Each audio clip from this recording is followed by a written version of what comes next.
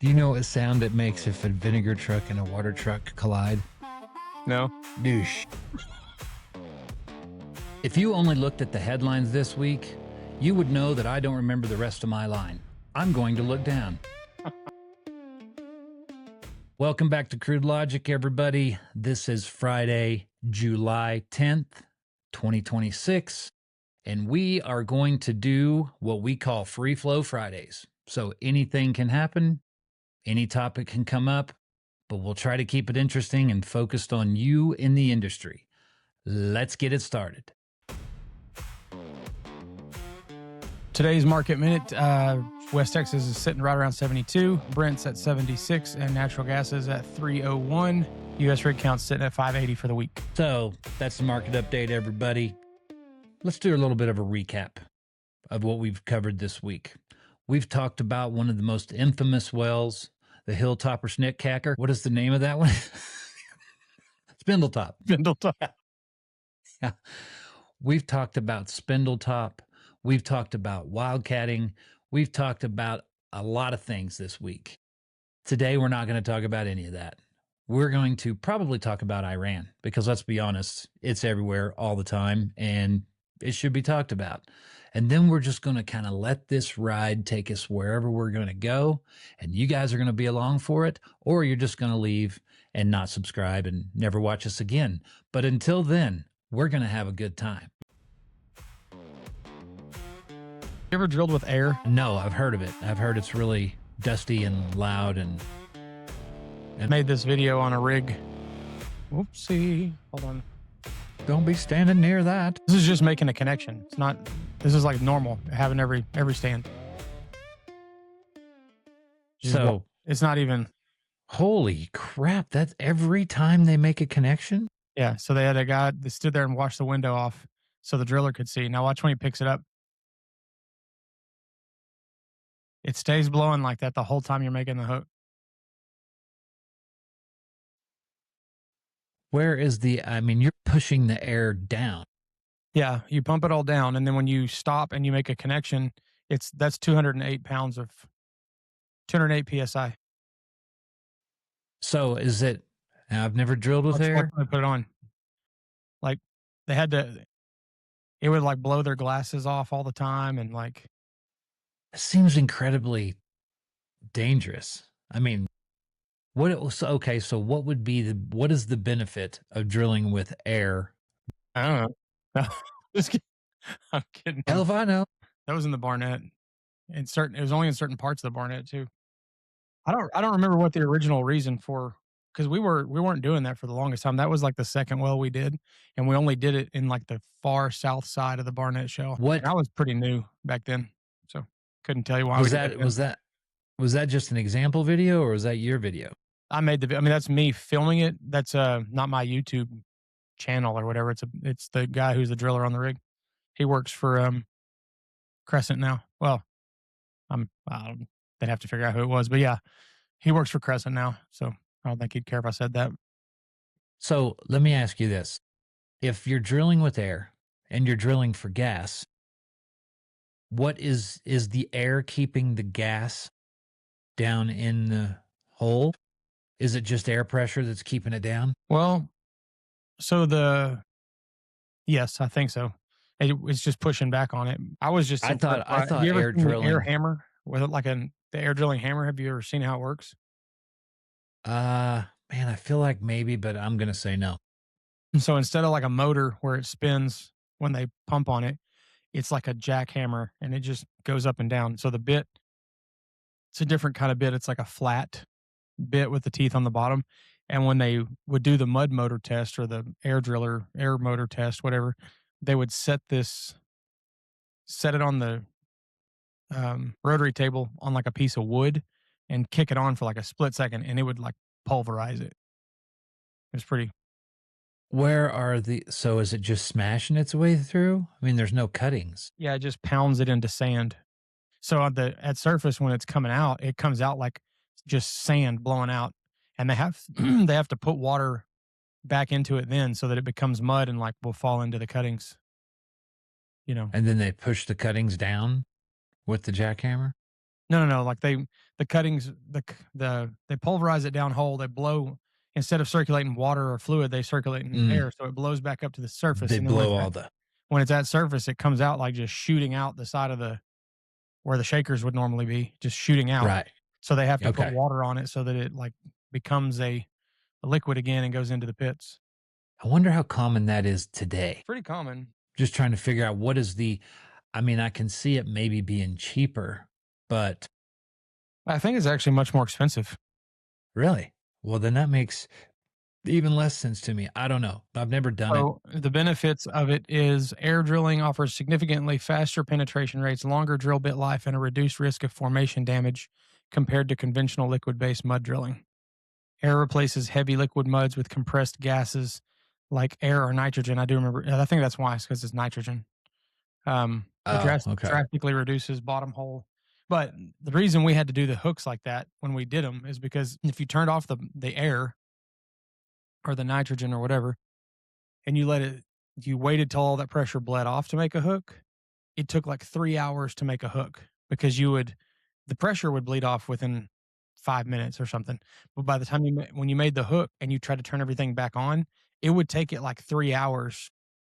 That might be an exaggeration, a minimum of 30 minutes, usually up to 3 hours to get enough pressure built up in the pipe to blow all the cuttings back up. So there would just be a bunch of cuttings that were like sitting down in the hole, and then they were all throughout the hole, and they would fall back down onto the bit and like pack the assembly off. So what was the what's the TVD that we're talking about here? 7,500 foot. Wow, that's a lot deeper than I would have thought. That seems like that would take a long time to drill 7,500 feet. Well, they didn't drill that whole section. I thought you meant like what was the TVD we were at, but they would only use the air drilling for the vertical portion of the well, and then we would do the curve and lateral, obviously directional.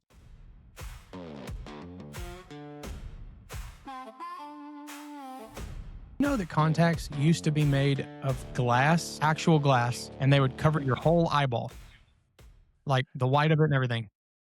It was just round, but they would pull your like eyelids up and stick the contact. It would cover all of inside your eye. I didn't even know this was a thing. So while I was reading about it, I was looking up how effective they were, and they didn't really help you see any better. And you couldn't wear them for more than an hour because they were so painful. So Okay. anyways, while this guy was making one of these, I guess they used like some sort of a mold to put the glass in, and that was made of plastic. I'm not really sure exactly how this. No, wait, that's not what it was. It was he was making them like I guess they superheated them in some sort of bowl, and they poured all this melted sand, right, that becomes glass, into this formed thing, and that's how they made the contact. Well, when he picked it up or dropped it, something happened, and the lens came off. Just a little piece of glass came off. So, and to see if it would work, he like picked it up and popped that shard of glass into his eye. And he Scientists was are like, weird, dude. yeah, he's like, this works so much better. So, For an hour. yeah, so he came up with the idea and he went and patented it because it worked so well to use a little thin piece of plastic instead of uh, this glass. So today, the glass that he invented or that we use is plexiglass. So the second set of contacts after glass was plexiglass. Okay. Then the plexiglass was like that lasted for like 30 years and it was pretty effective. He made like a really thin contact that we use today. This would be a beneficial use for regular glasses too. Apparently, regular glasses were used to be made of glass, which is why they call them glasses, and they were very heavy and very thick because the glass obviously had to be like, concaved in a certain way for each prescription. So the glasses were first off really heavy and usually falling off people's faces. And if they got hit in the face with something, there was like a real risk that they would get glassed in their eyes. Your protective glass has made you lose an eye. Yeah. So now glasses are also made with plexiglass. Thank you, oil and gas. By the way, plexiglass is all obviously made of oil. So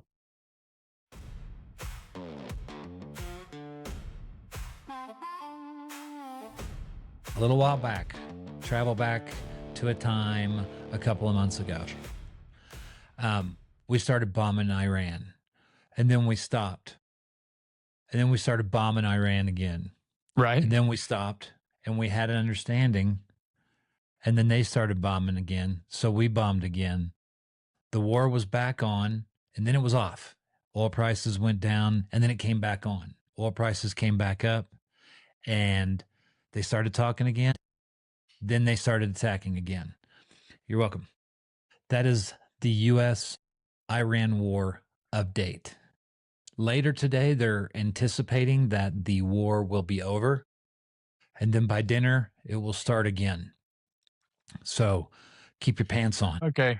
I just looked it up, and it turns out you're exactly right. Historian? No. Expert? Kinda. So the real reason that the truce fell apart, the Iranians decided to strike ships in the Strait of Hormuz. We don't really have a good history of people bombing our boats. Apparently, we have the greatest deal in the works. If they don't sign it, we'll just bomb them to hell. We have spent billions of dollars now on just munitions alone. So I don't know. Who's we? Yeah, you and me, brother. It's our tax Yeah. dollars. And everybody else watching this, unless you're illegal, not a citizen, and you're cheating the system. It's kind of like Afghanistan, right? You would think that we could go in, wipe out Afghanistan. Now, if they just did an unbridled war, just go get them, boys. Here's all the tools. Here, make the plans and bomb the hell out of them. Mm-hmm. It would be over in a matter of a week. But if we did that, we would use a whole lot of munitions. I'm not sure what the stockpiles are. If it's anything like the Strategic Petroleum Reserve, we've used a lot of them. We're trying to build back up. Which this is a coincidence. Side note: right by my house here, where I live, there is a massive I'm right at the base of the foothills, and there is a massive, massive Lockheed Martin facility. I don't know if it means anything. It probably doesn't. But I think it was yesterday, maybe the day before. There's a guy here who basically, it's brilliant. He just listens to his damn scanner all night. And then in the morning, he posts everything that he heard. And people follow him like crazy and he's Yeah. just posting. So But apparently not the NSA. Story. Right. Right. Yet. Yeah.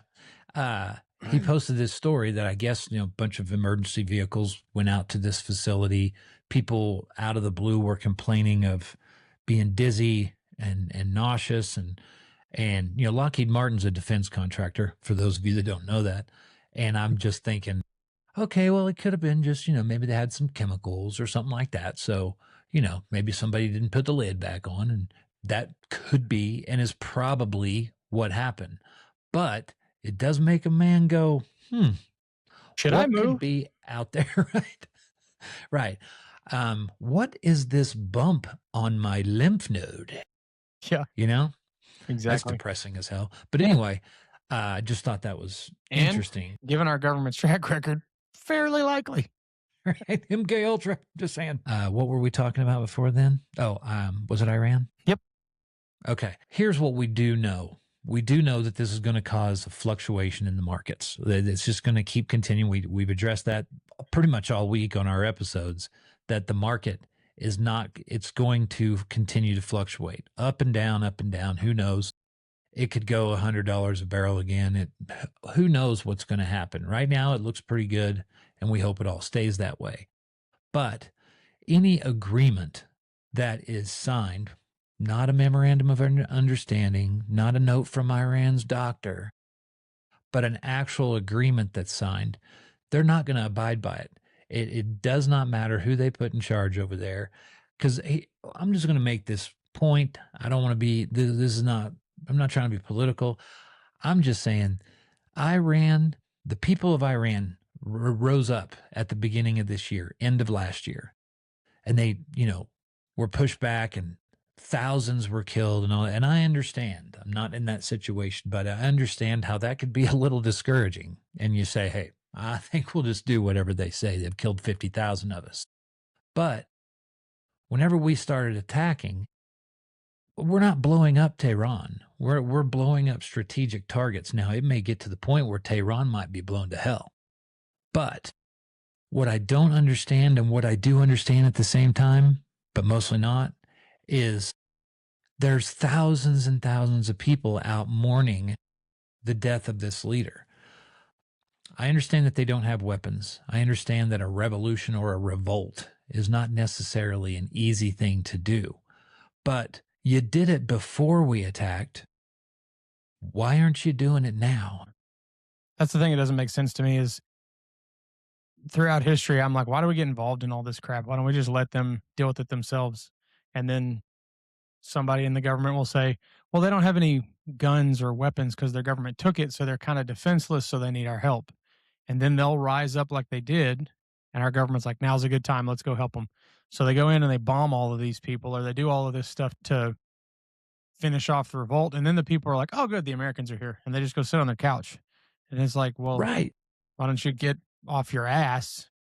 And here's a bunch of guns. You can have the guns. Just go finish what you started, and they don't want to. Well, and whenever you span across at least a couple of generations of people that have grown up their whole lives saying death to America, I mean, it's pretty easy to turn them back. Can One you bomb imagine, drops and like, they're like, I don't understand.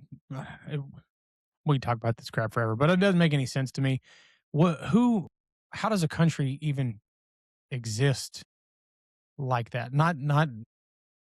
I don't mean like in a literal sense. We all know that they exist and like it's the norm over there. But how does that give a country an identity? I guess is what I'm saying. Can you imagine if our country operated that way? If from childhood, we grew up being taught death to China, and that was just we all hated China because that's what they said to do. I don't know, like it doesn't. well, that did happen, but it was Russia. Yeah, I mean, I guess you're right with the. You mean like the Yeah, I mean, anti-communism and all of the like. we grew up with movies like Red Dawn, where Cuba and Russia Yeah, I partnered guess. together, I and mean, yeah, you're right, but it's not. You don't really.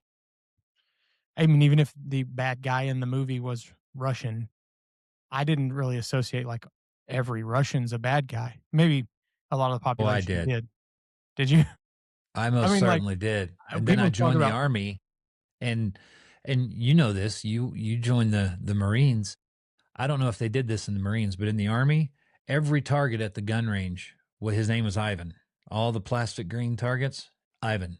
Go out and shoot Ivan. So not Really? only did it happen in childhood, but it got in the military. And back then, I went in '89.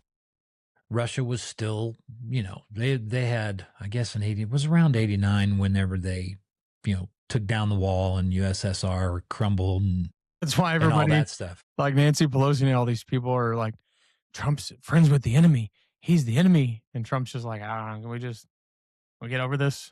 You know? Like, Yeah. Yeah. This is next level in Iran because in Russia, or excuse me, not Russia, in America, I can grow up, I can hate, quote, Ivan, and I can look around and go to the mall and hang out with my friends and do right. all that stuff. Where they grow up chanting death to America Americans and drop bombs being on them. killed if they don't say it. Like if you're the one guy in the crowd that's like, I don't know, I kind of like America. You're the guy that's going to die. Yeah. And then So we fixed that problem by going over there and actually dropping bombs on their malls. And then they're like, and this is why we hate America. right. So it reconfirms. So the regime is, I don't want to say smart, because you don't have to be smart to just threaten everybody with death all the time. I mean, if you're willing to act on it and there's nobody there to stop you, and then you do act on it, it's kind of like, I don't know. I kind of believe him when he says he's going to kill all of us. Like, maybe I'll just stay in my apartment and watch reruns of Johnny Carson. I don't know what Trump's exit ramp is. The only solution, if you're going to fight Iran, is to nuke Iran. all of it. There is no Right. There is there is no no country end. rebuilding. There Yeah, there's no end to that war. You either annihilate everyone there or you don't go in the first place. There's no right. in between, no middle ground. It's kind of like if you're at, I'll say a bar. If you're at a bar and there's a dude across the bar who keeps yelling at you, telling you he's going to kick your ass and he hates you. You don't know the guy, but you're like, yeah, I don't want any problems. I'm just trying to have a beer here. Maybe your wife's with you, whatever. Maybe you're with a client and you're just trying to have a drink. And then this guy just keeps yelling, I'm going to kick your ass. I'm going to kick your ass. I hope you die. Okay, well, there's only so long you're going to ignore him before you just say, you know what? Screw this. I'm ready for the fight. And that's kind of where I get with the Iran thing, the Middle East in general, you know, just the threat of war all the time. It seems Yeah. like it's been looming. I mean, obviously, we're a country that is not popular with everybody. We're super successful so there's a lot of jealousy. People talking about civil war and all that. Well, that would be horrible for our country. And it was horrible the first time. But at some point, me personally, I get to the point where I'm like, screw it. I'm tired of talking about the fight. Let's have the fight, Indeed. you know? And so that's why I say, whenever Trump attacked the nuclear facility or whatever, I was like, hell yeah, somebody's finally doing something. Then he started bombing them. Hell yeah, finally he's doing something. Or finally somebody's doing something. And then it's like, oh, okay, well, we've taken out their whole Navy and their Air Force and blah, blah, blah, and all this stuff. Awesome. But we still can't get boats through the strait. What? I mean, we've annihilated them. That war would be over tomorrow. If we did it, we could do that. Yeah. But back to why Iran and why the markets are going to be fluctuating as much as they are. And they're going to be fluctuating the same way the start and end of this war has been fluctuating. And does anybody truly believe if we don't truly break their back that they're going to abide by any agreements? The answer is no. In fact, these actions, which I trust in and believe in and should be done, you got to quit messing around with these people. Their actions are going to reverberate for the next generation. And that's why they love this, because now they have a whole new generation that can hate America, which means we're going to continue to have volatility in the Strait of Hormuz and all that, unless their Arabic brethren can get them under control. But they haven't put them under control or gotten them under control for the previous 5 decades. What makes us think they can do it now? Because they lost a few buildings and a bunch of money? They still seem to be doing okay. I think they lost like a bunch of buildings. They did, and a lot of money. Yeah. But it doesn't. Why are we still talking about the Strait of Hormuz? Yeah. We shouldn't be. I mean, how are they preventing, if they have no Navy, how are they preventing boats from getting through? Well, that's just it. It's really comes down to what we talked about yesterday with the things that are traded on. And one of those things are the psychology of the market. So the pending threat of something can affect the markets as much as the actual event.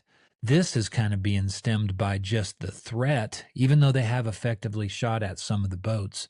But these companies, these insurance companies of these shipping companies they're not going to cover their losses because it's going to bankrupt these insurance companies. So that's why, in part, why some of these ships are staying where they are, because they don't have good confidence that they can get through the strait without either paying a massive toll or being shot at or sunk or whatever. It's such a disaster. Check us out next week. We'll have brand new, fresh stories. We'll have some commentary on some headlines that are happening. Please like, follow, share, and subscribe.